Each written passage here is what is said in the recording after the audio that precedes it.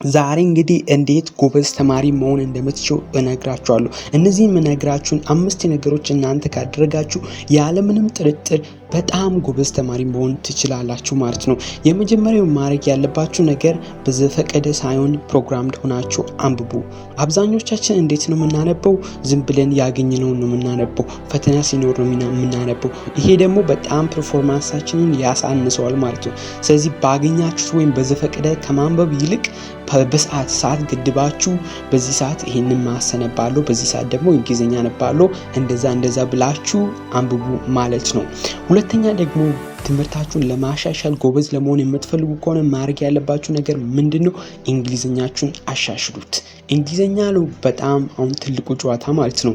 እንግሊዘኛ ስራችሁ ዝም ብሎ የሆነ እንግሊዘኛ አይደለም። እንግሊዘኛ ሲባል ማውራት ይመስላል አብዛኛው ሰው ማለት ነው፣ ግን እንደዛ አይደለም። እንግሊዘኛ በኦቨርኦል በስፒኪንግ፣ በአንደርስታንዲንግ፣ በቮካብላሪ ስታሳድጉ ምንድነው ትምህርቶችን በቀላሉ መረዳት ትችላላችሁ። ማስ ላይ ያሉ ጥያቄዎችን፣ ኬሚስትሪ ላይ ያሉ ጥያቄዎችን በቀላሉ መረዳት ትችላላችሁ ማለት ነው። ስለዚህ እንግሊዘኛችሁን አሳድጉ ማለት ነው። አብዛኛው ሁሉም ትምህርት ያለው በምንድነው? በእንግሊዘኛ ስለሆነ እንግሊዘኛችንን ካሻሻልን ሌላው ትምህርቱ ቀላል ይሆናል ማለት ነው። ስለዚህ እንግሊዘኛ ብላችሁ ጊዜያችሁን ሰጣችሁ ስሩ ማለት ነው። ከዛ ደግሞ ትምህርታችሁ በጣም ማሻሻል ትችላላችሁ ማለት ነው።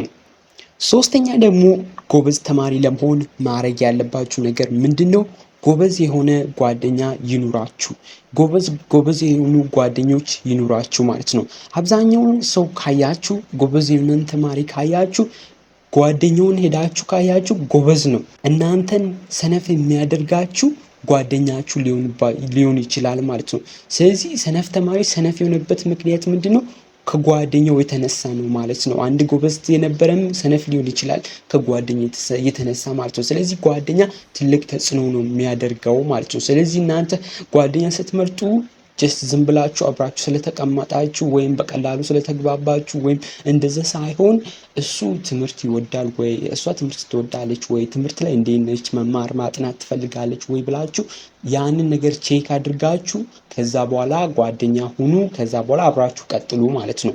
እንደዛ ካልሆነ ጀስት እነሱም ትምህርት የማይፈልጉ ከሆነ ጓደኞቻችሁም እናንተ ምን እንደዛ ነው የምትሆኑት ማለት ነው። ተነስ እባክህ ምንድነው ትምህርት የልደርስ ነው ምናምን እያሉ ጀስት ዲስካሬጅ ያደርጓቸዋል። ከዚህ ደግሞ ከጥናታችሁ ጊዜያችሁን ይሻሙባችኋል ማለት ነው። ስለዚህ ጎበዝ የሆነ ጓደኛ ይኑራችሁ ማለት ነው። ሶስተኛ ላይ ትምህርት ላይ ያሻሽላሉ የምትሉ ከሆነ ማለት ነው። አራተኛ ላይ ደግሞ ጥያቄ ስሩ። ይሄ በጣም እንትን የሆነ ነገር ነው። በጣም የሚገርም የሆነ ነገር ማለት ጥያቄ ስትሰሩ አንደኛ በቀላሉ ነው የምትረዱት። ታግዛችሁ ስትሰሩ ማለት ነው። ጥያቄ ታግዛችሁ ስላችሁ ቻትጂፒቲ ተጠቀማችሁ ወይም እንደዛ ታግዛችሁ ስትሰሩ አንደኛ ቶፒኩን ትረዳላችሁ። ሁለተኛ ደግሞ በቃ ኢነርጂ ኮንዚዩም አያደርግም።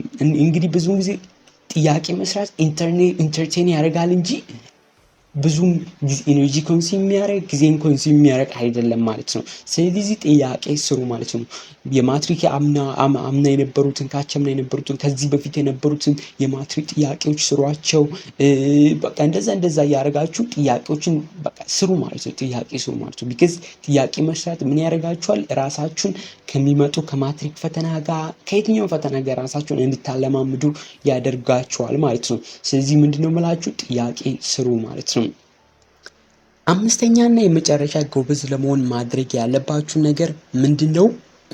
እናንተን ሊረብሿችሁ ስላችሁ ከትምህርት ዲስትራክት ሊያረጓችሁ የሚችሉ ነገሮችን አስወግዱ። አብዛኞቻችን አስተውላችሁ ከሆነ የሆነ ሀሳብ ኖሮብን ጥናት መቀጠል ይከብደናል፣ ጥናት መግፋት ይከብደናል ማለት ነው። ስለዚህ ያንን ነገር እንዳይፈጠር ማድረግ ግን እንችላለን ማለት ነው። እንዳይፈጠር ስላችሁ አብዛኛው ነገሮች የሚፈጠሩት ለምሳሌ እኛ ሄደን ኢንቮልቭ ስለሆንባቸው ነው እንጂ እኛ ባልንበት እነሱ መጥተው አይደለም ማለት ነው። አንዳንድ አብዛኛው ችግሮች የተፈጠሩ የሚባሉ ነገሮች ማለት ነው። ስለዚህ እኛ ቀድመኑን እዛ አለመሄድ፣ ያንን ነገር አለመንካትና ራሳችንን መጠበቅ ይኖርብናል ማለት ነው። እንደዛ ካልሆነ ማንም መጥቶ አይነካንም። ስለዚህ በያለ ዲስትራክትድ ሳንሆን ጥናታችንን ማንበብ እንችላለን ማለት ነው። ስለዚህ እነዚህ ነገሮች ካደረጋችሁ ያለምንም ጥርጥር ጎበዝ ተማሪ መሆን ትችላላችሁ ማለት ነው። ቪዲዮን ከወደዳችሁ ደግሞ ላይክ ማድረግ አትርሱ። ቀጣይ በሌላ ቪዲዮ መለሳለሁ። ቻው።